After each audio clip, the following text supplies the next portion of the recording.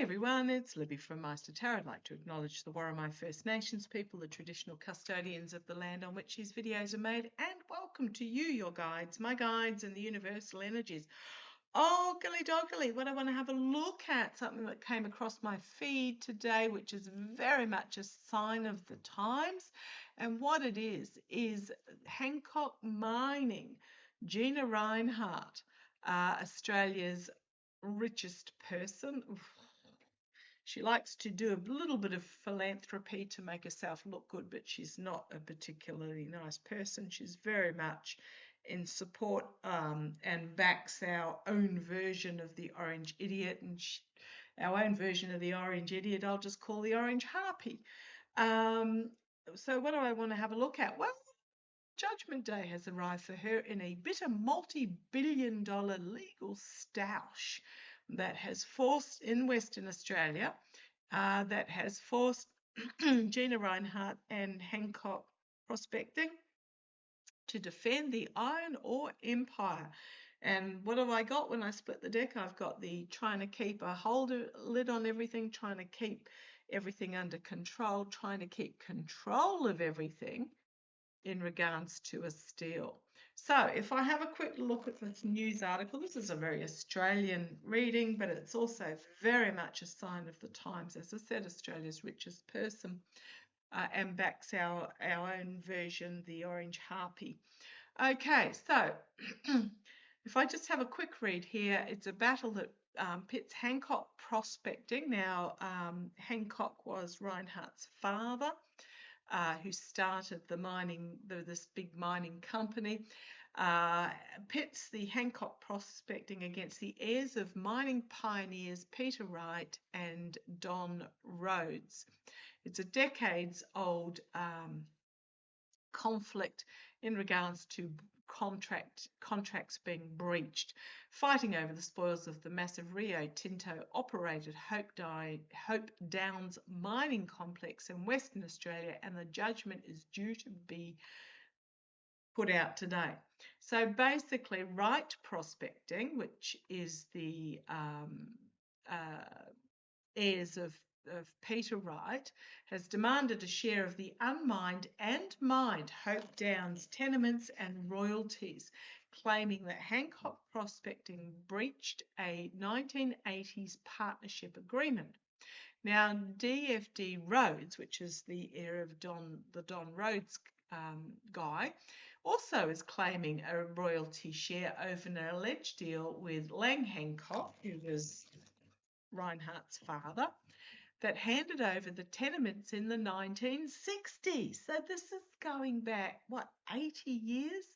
80 years and 40 years.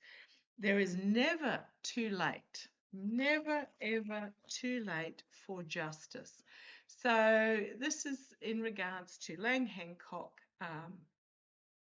in regards to Pilbara mining resources discovered in the 1950s. So going back even further. Okay, so 51-day trial full of sensational allegations, which Gina Reinhart, was Australia's richest person. Oh, okay, so legal information that is coming out that is very exposing.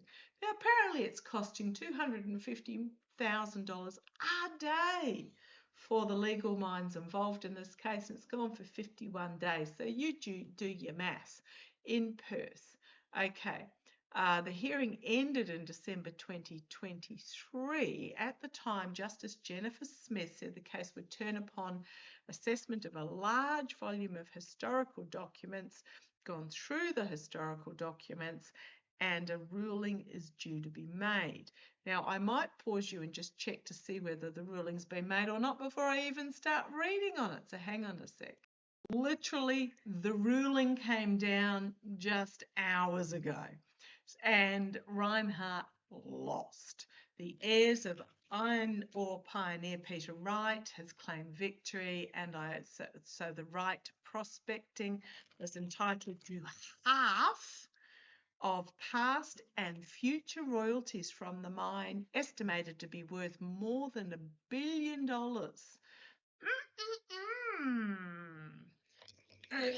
right. Okay. So this is really, really significant in the terms of, yeah, pay the money over. So I can guarantee that she'll appeal it. But the ruling came out as I'm shuffling. Um, The tenements were first pegged by Lang Hancock and Peter Wright in the 1940s, and in 1982 the iron ore pioneers nutted out an agreement to divide the assets in order to avoid their descendants from arguing over future ownership. Right, hand the money over. And we've got here the emotional walking away. You can guarantee it'll be appealed, but it is one of the biggest litigation in Australian history. Now, I kind of like this. While another family are disputing they're entitled to some of the money, which is the roads, also a party to the agreement from an agreement in, okay, so they haven't ruled on the roads ruling from the 1960s, the engineer Don Rhodes. Oh gosh, I'm loving this. Can I get some glee out of this? Gina Reinhart. The win at any cost, abuse, steal, betrayal, does not care who she hurt along the way. A ruling has come down. So we got the Five of Swords and the King of Wands. A ruling has come down. 50% of all past and future royalties. Ouchie, ouchie, ouchie. Now, this is a really huge case on the world stage. I'm just going to say on the world stage because it's showing going forward into the future that we've got here the protection of money or just information ruling about money. We've got the three-way split. We've currently got the ruling on the two-way split. I don't know that the third one will get through, but this is new beginnings for those that are hoarding the money, finding themselves fully exposed for who they are. And we've got here the Temperance card, the Devil card, the New Beginnings card. This is a significant ruling on the international stage. So we've got here the Queen of Swords, the Five of Pentacles, the Five of Cups, not liking the outcome with the Four of Cups, and the ruling that is about an abuse of power. Now, you can guarantee that she'll take it to, Reinhart will take it to appeal, but I think that might be settled fairly quickly because the justice system has ruled that the royalties were stolen. I like this energy. I like this. A lot of information come out by these lazy, entitled Gina Reinhart. And it's a nightmare situation that was due to the gift from the past that she received from her father Lang. And then you've got the higher authorities have ruled on it despite her trying to hold on with the Queen of Cups. And you've got the Chariot movement forward in regards to and bringing an end to this oligarchical control, this oligarchical greedy situation. I actually really like this case. It really grabbed me because this ruling, I think, is going to be significant, not just in regards to Hancock prospecting and roads and Wright and all the rest of it. Roads and Wright, I think this is going to be quite significant in regards to this hoarding, greeding of money. It just feels it feels like a shift, and it feels really big. Now, I know a number of you have been saying the energy has changed, and I totally agree. The energy has changed. It's almost like these regimes, for example, the Orange Idiots regime, the Kremlin regime, these regimes, it's like they're dead, but they don't know that they're dead yet. Like it's like they're zombies that are just lashing out in every direction. And if you think about zombies, they get oop over there, oop over there. You know, they get distracted and knee jerk. They don't have any plan.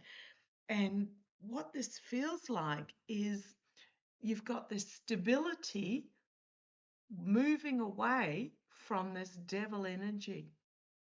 Stability of government moving away from being controlled by this devil, by addictions, by greed, by power, by... It's a real shift. So tell me about this shift. And like I got the feeling when I saw that this morning in regards to the case that Hancock was going to lose. It's a huge wake-up call, and it is time. And it is time to bring judgment, and it is time to judge. Okay, so this is a big judgment that's come down. Reinhart, you can bet boots to, because she hasn't got over $1 billion to pay out to this one, and we haven't got the second ruling yet. She hasn't got the cash, put it that way. Yeah, she hasn't got the cash to pay it out. She hasn't got the cash. Potentially looking overseas from some assistance, trying to come up with a new strategy, but having to walk this path. There's these secrets being revealed, this crazy path. She hasn't got the money to come out with the payout. Might have to look at divesting of some overseas investments to try and raise the money. And this is absolutely game-changing. Heartbreak, loss, despair, finding herself legally restricted. Naivety in the past, thought she could get away with it, but the youthful energy of the court case, the heirs of these other two guys they never gave up. This is something new that's being brought forward, new legal action that's leaving her in this despairing... I mean, she's still probably will be Australia's richest person, even after losing she's losing, but she is going to have to hand it over. You've got the Tower card, ending of the happy families. I mean, she's already had court cases with her children, as they want to get access to their inheritance, so Lang Hancock's grandchildren. But this is a tower in regards to these happy families, an absolute nightmare situation for her. So she's already had these massive legal cases with her own children, because apparently ending of the partnership, you've got the attempting to steal, you've got the hidden agenda of this entitled female, and she's going to find herself very possibly thrown off the board of Hancock prospecting, out in the cold perhaps. I hope so.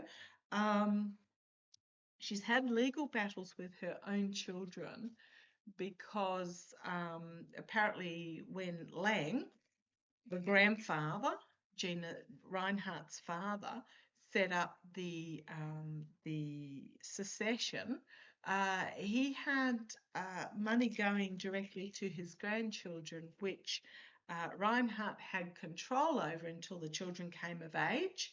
And then when they came of age, she refused to hand it over. So she's just, one of these, if I say money-grubbing piece of work, you know what I'm talking about? And yet I know she gives money to things like women's netball and stuff like that. Do not be distracted.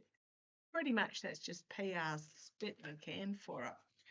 Okay, what flew out for her? Yeah, the lying, stealing, it's over. The legacy is over. This oligarchical legacy is over. It's going to be a huge burden for her, and it's changing everything. But I'm getting it's more than just her. This lying and stealing, it's over on a worldwide stage. It's almost like I keep saying Australia is the canary in the coal mine, the Temperance card, a return to moderation, and then we've got the Hermit finding a new path forward. I keep getting that Australia is the canary in the coal mine on so many levels, including this. So, I mean, this is a court case going back to the 19th. This is from the 1960s, and in fact, if you even look even further, it's from the 1940s when the first staking out of the claims was put through. So, yep, huge financial ruling here, and she's going to have a really good hard look at what she is left with, Gina Reinhart. But I want to have a look now to see how this is going to affect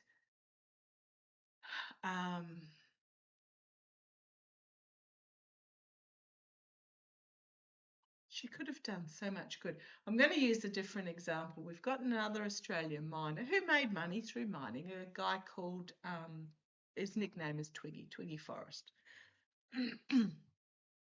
He's also made money, Fortescue Metal, money through mining. He's taking a completely different path where he's bought Australian companies like RM Williams to keep the manufacturing in Australia.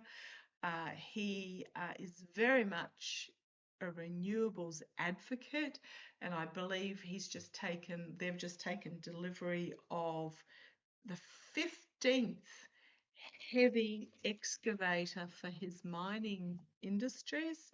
So, you know, fossil fuel doesn't need it.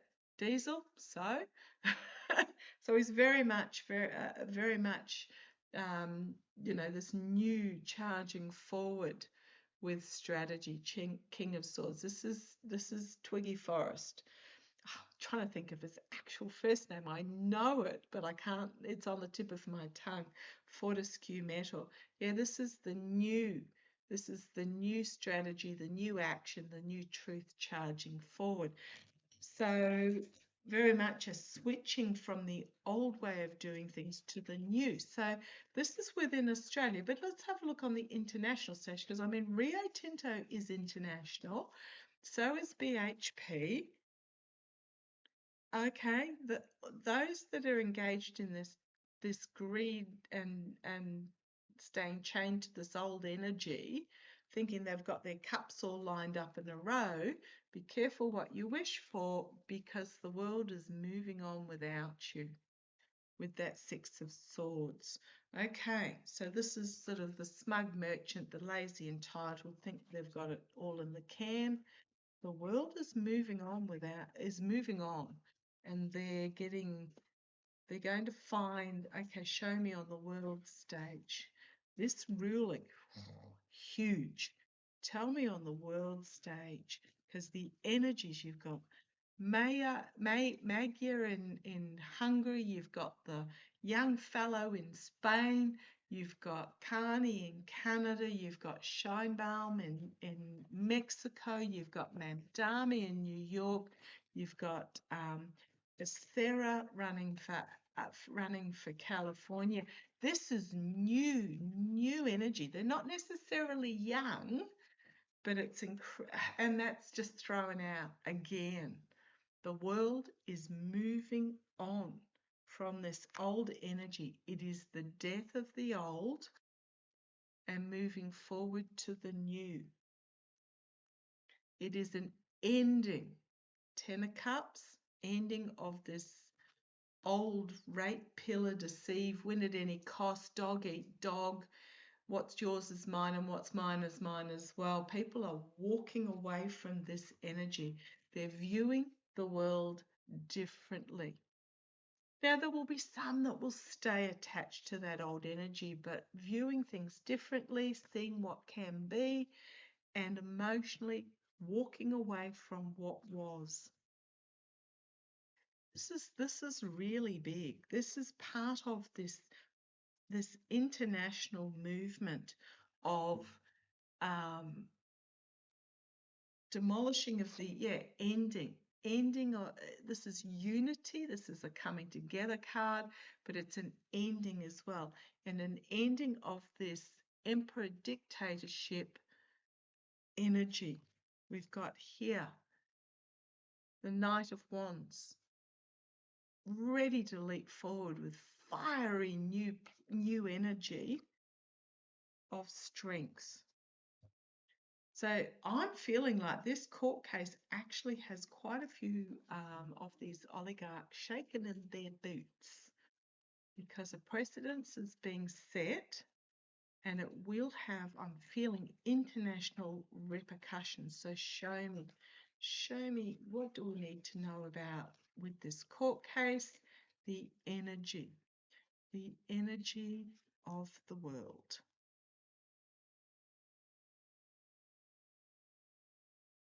Right, so we've got this strength coming forward, compassionate, empathic strength, but it's also shutting up, taming the beast, shutting up the orange idiot. You've got this win at any cost, walking away from this energy. See these figures here? Walking away. There's this compassionate strength that's coming forward, walking away, wanting something more balanced, something more moderate.